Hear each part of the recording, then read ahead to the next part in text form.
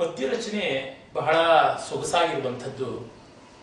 ಪದ್ಯ ಗದ್ಯಕ್ಕಿಂತ ಭಿನ್ನವಾಗಿರುವುದೇ ಅದರ ಗತಿ ಸೌಂದರ್ಯದಿಂದ. ಗತಿ ಸೌಂದರ್ಯ ಇಲ್ಲದೆ ಪದ್ಯ ಅಂತ ಅನಿಸ್ಕೊಳ್ಳಲ್ಲ.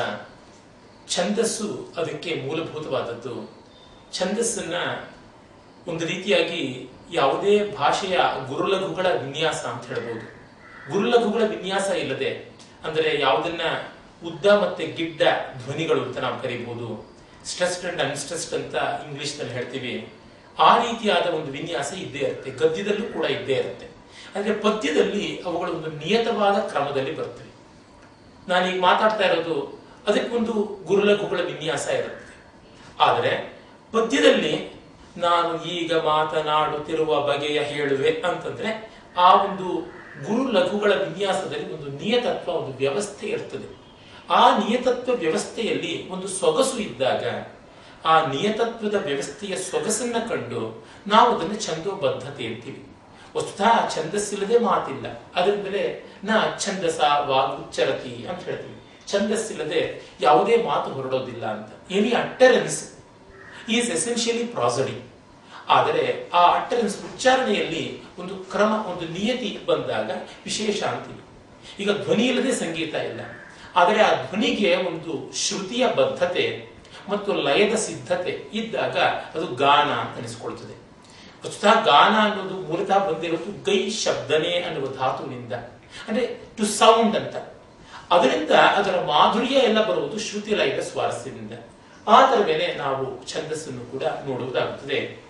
ಈ ಒಂದು ಪದ್ಯಪಾನದ ಈ ವೆಬ್ಸೈಟ್ಗೆ, ಅಂತರ್ಜಾಲದ ಈ ಒಂದು ತಾಣಕ್ಕೆ ಎಲ್ಲರಿಗೆ ಸ್ವಾಗತ. ಮದ್ಯಪಾನ ಇದ್ದಂತೆ ಪದ್ಯಪಾನ ಮಾದಕವಲ್ಲ, ಮೋದಕ, ಪ್ರಮೋದಕವಾಗಿ ಆನಂದ ಕೊಡುವಂತೆ ಬರಲಿ ಅಂತನ್ನುವ ಉದ್ದೇಶ.